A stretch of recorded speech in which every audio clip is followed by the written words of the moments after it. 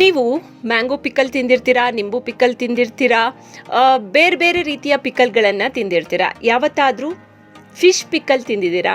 ತಿಂದಿಲ್ಲ ಅಂತ ಅಂದರೆ ನಾನಿವತ್ತು ಹೇಗೆ ಮಾಡೋದು ಅಂತ ತಿಳಿಸ್ಕೊಡ್ತೀನಿ. ನೀವು ಕೂಡ ಮನೇಲಿ ಟ್ರೈ ಮಾಡಿ. ಎಲ್ಲರಿಗೂ ನಮಸ್ಕಾರ, ಅಪ್ಪಿಸ್ ಕುಕ್ಕರಿಗೆ ಸ್ವಾಗತ. ಫಿಶ್ ಪಿಕ್ಕಲ್ ಮಾಡಬೇಕು ಅಂತ ಅಂದರೆ ಏನು ಇಂಗ್ರೀಡಿಯೆಂಟ್ಸ್ ಬೇಕು ಅನ್ನೋದನ್ನು ಮೊದಲಿಗೆ ತಿಳಿಸ್ಕೊಡ್ತೀನಿ. ಹೇಗೆ ಮಾಡೋದು ಅನ್ನೋದನ್ನು ತಿಳಿಸ್ಕೊಡ್ತೀನಿ. ಬನ್ನಿ ಹಾಗಾದರೆ ನೋಡೋಣ. ತುಂಬ ಟೇಸ್ಟಿಯಾಗಿ ಬರುತ್ತೆ, ತುಂಬ ಖಡಕ್ ಆಗಿರುತ್ತೆ ಮೀನಿನ ಪಿಕ್ಕಲ್. ಫಿಶ್ ಪಿಕ್ಕಲ್ ಬಂದು ಊಟದ ಸೈಡಲ್ಲಿ ಏನಾದರೂ ಈ ಫಿಶ್ ಪಿಕ್ಕಲ್ ಇದ್ದರೆ ಅದ್ಭುತ ಅಂತ ಅನಿಸುತ್ತೆ, ತುಂಬ ಚೆನ್ನಾಗಿರುತ್ತೆ. ಫಿಶ್ ಪಿಕ್ಕಲ್ ಮಾಡೋದಕ್ಕೆ ಬೇಕಾಗಿರೋದು ಮೇನ್ ಆಗಿ ಫಿಶ್ಶು. ನಾನು 150 ಗ್ರಾಮ್ ಅಷ್ಟು ಮೀನನ್ನು ತಗೊಂಡಿದ್ದೀನಿ. ಅದನ್ನು ಚಿಕ್ಕ ಚಿಕ್ಕದಾಗಿ ಪೀಸ್ ಮಾಡ್ಕೊಂಡಿದ್ದೀನಿ. ನಾನು ಫಿಶ್ ಪಿಕ್ಕಲ್ ಮಾಡೋದಕ್ಕೆ ರೂಪ್ಚಂದ್ ಅನ್ನೋ ಮೀನನ್ನು ತಗೊಂಡಿದ್ದೀನಿ. ಇದು 150 ಗ್ರಾಮ್ ಇದೆ.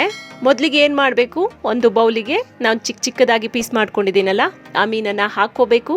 ಜೊತೆಗೆ 1 ಚಮಚದಷ್ಟು ಖಾರದ ಪುಡಿ, ಅರ್ಧ ಚಮಚದಷ್ಟು ಅರಿಶಿನ ಪುಡಿ, ಸ್ವಲ್ಪ ಉಪ್ಪು. ಮೀನಿಗೆ ನೀಟಾಗಿ ಉಪ್ಪು ಹಿಡಿಬೇಕಲ್ಲ, ಅದಕ್ಕೆ ಸ್ವಲ್ಪ ಉಪ್ಪು. ಈ 3 ಇಂಗ್ರೀಡಿಯೆಂಟ್ಸನ್ನು ಹಾಕಿ ಮೀನನ್ನು ನೀಟಾಗಿ ಕಲಿಸ್ಕೋಬೇಕು. ಈ ರೀತಿಯಾಗಿ ಮೀನಿಗೆ ಎಲ್ಲ ಕಡೆ ಈ ಮಸಾಲ ಹಿಡಿಬೇಕು, ಆ ರೀತಿಯಾಗಿ ಕಲಿಸ್ಕೋಬೇಕು.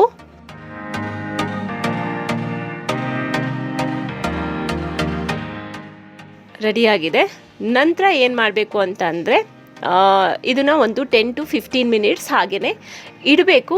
ಅದಕ್ಕೆ ಮಸಾಲ, ಉಪ್ಪು, ಖಾರ ಎಲ್ಲ ಚೆನ್ನಾಗಿ ಹಿಡಿಬೇಕಲ್ಲ, ಹಾಗೆಯೇ ಅದನ್ನು ಎತ್ತಿಡಬೇಕು. 15 ಮಿನಿಟ್ಸ್ ಆಯಿತು ನಾನು ಎತ್ತಿಟ್ಟು.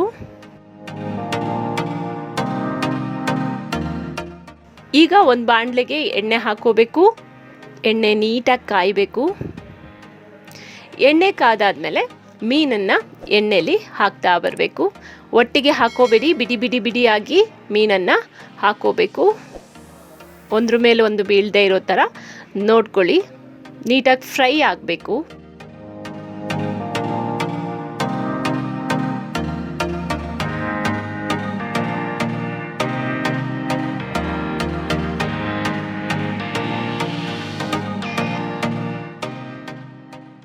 ಫ್ರೈ ಆಗ್ತಾ ಇದೆ ಮೀನು.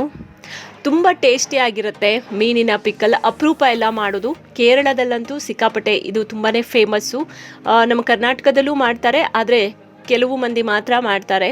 ನೀವು ಒಂದ್ಸಲ ಟ್ರೈ ಮಾಡಿ ಮನೇಲಿ. ಇನ್ನೂ ನೀವು ಮೀನಿನ ಪಿಕ್ಕಲ್ನ ಟೇಸ್ಟ್ ನೋಡಿಲ್ಲ ಅಂತಂದರೆ ನೀಟಾಗಿ ಕಾಯಬೇಕು ಮೀನು. ನೀವು ತುಂಬ ದಿನ ತನಕನೂ ಕೂಡ ನೀಟಾಗಿ ಸ್ಟೋರ್ ಮಾಡಿದರೆ ತುಂಬ ದಿನ ತನಕನೂ ಇದನ್ನು ಇಡ್ಬೋದು. ನೀಟಾಗಿ ಸ್ಟೋರ್ ಮಾಡ್ಕೋಬೇಕು. ಮತ್ತು ಮೀನು ಫ್ರೈ ಮಾಡಬೇಕಾದ್ರೆ ನೀಟಾಗಿ ಫ್ರೈ ಆಗಬೇಕು. ನೋಡಿ, ನೀಟಾಗಿ ಫ್ರೈ ಆಗಿದೆ. ಒಂದು 10 to 12 ಮಿನಿಟ್ಸ್ ತನಕನೂ ಮೀನನ್ನು ನೀಟಾಗಿ ಲೋ ಫ್ಲೇಮಲ್ಲಿ ಫ್ರೈ ಮಾಡಬೇಕು.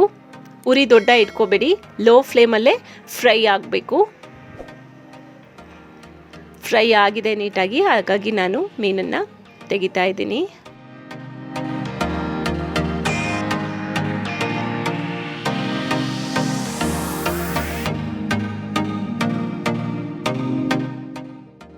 ನೆಕ್ಸ್ಟು ಅದರಲ್ಲೇ ಸ್ವಲ್ಪ ಎಣ್ಣೆ ಇಟ್ಕೊಂಡಿದ್ದೀನಿ ಬಾಣಲಿಲಿ.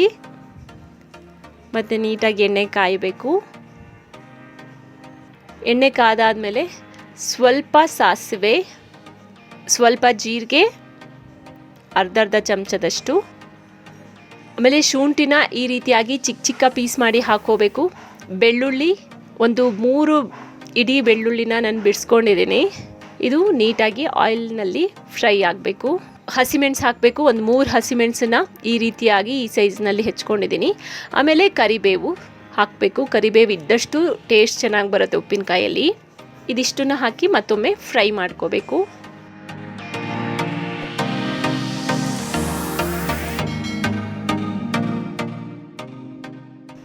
ಇಷ್ಟು ಫ್ರೈ ಆದಮೇಲೆ ಮತ್ತೆ ಸ್ವಲ್ಪ ಉಪ್ಪು, 1.5 ಚಮಚ ಮೆಣಸಿನ ಪುಡಿ, ಸ್ವಲ್ಪ ಅರಿಶಿನ, ಸ್ವಲ್ಪ ಪೆಪ್ಪರ್ ಪೌಡ್ರು, ಕಾಳು ಮೆಣಸಿನ ಪೌಡ್ರು, ಇದನ್ನು ಹಾಕಿ ಲೈಟ್ ಆಗಿ ಫ್ರೈ ಮಾಡ್ಕೋಬೇಕು ಲೋ ಫ್ಲೇಮಲ್ಲಿ. ಜಾಸ್ತಿ ಉರಿ ಇಟ್ಕೋಬೇಡಿ, ಮತ್ತು ಜಾಸ್ತಿ ಫ್ರೈ ಕೂಡ ಮಾಡಬಾರ್ದು. ಈ ಖಾರದ ಪುಡಿ ಇದೆಲ್ಲ ಹಾಕಿರೋದು ಬೇಗನೆ ಸುಡುತ್ತೆ ಉರಿ ಜಾಸ್ತಿ ಇಟ್ಟರೆ. ಹಾಗಾಗಿ ಲೋ ಫ್ಲೇಮಲ್ಲೇ ಸ್ವಲ್ಪ ಲೈಟಾಗಿ ಫ್ರೈ ಮಾಡಿಕೊಂಡ್ರೆ ಸಾಕು. ನೆಕ್ಸ್ಟು ಮೀನನ್ನು ಫ್ರೈ ಮಾಡಿ ಇಟ್ಕೊಂಡಿದ್ವಲ್ಲ, ಆ ಮೀನನ್ನು ಈ ಮಸಾಲೆಯಲ್ಲಿ ಹಾಕೋಬೇಕು.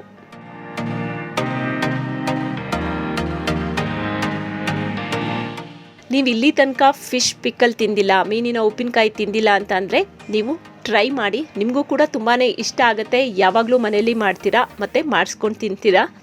ತುಂಬ ಈಸಿ, ಮತ್ತು ಫಿಶ್ ಪಿಕ್ಕಲ್ ಮಾಡೋದಂದರೆ ತುಂಬ ಕಷ್ಟ ಅಂತ ಏನೂ ಇಲ್ಲ, ತುಂಬ ಈಸಿ. ಮತ್ತು ವೆನಿಗರ್ ಸ್ವಲ್ಪ ಹುಳಿ ಬರಬೇಕು ಅಂಥೇಳಿ ಒಂದು ಅರ್ಧ ಕಪ್ಪಷ್ಟು ನಾನು ವೆನಿಗರ್ನ ಹಾಕ್ಕೊಂಡಿದ್ದೀನಿ. ವೆನಿಗರ್ ಹಾಕಿ ಆದಮೇಲೆ ಒಂದು ಕುದಿ ಬರಬೇಕು.